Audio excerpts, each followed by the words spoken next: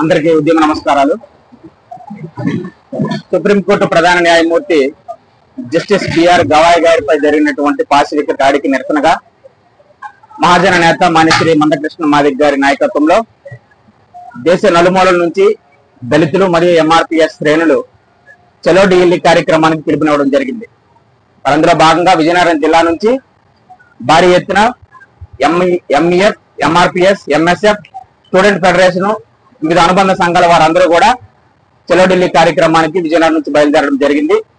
అందులో భాగంగా ముఖ్య ఉద్దేశం ఏంటంటే జస్టిస్ బిఆర్ గవాయ్ గారిపై జరిగినటువంటి దాడిని ఖండిస్తూ దళితుల ఆత్మ గౌరవ నిదర్శన ప్రదర్శనను ఢిల్లీలో జంతర్ మంతర్ లో నవంబర్ 17న నిర్వహించబోతా ఉన్నాము.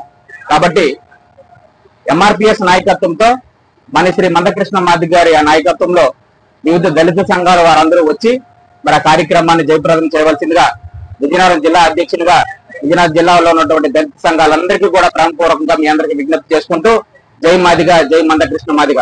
మానిశ్రీ మందకృష్ణ మాదిగ గారి నాయకత్వం వర్ధిల్లాలి.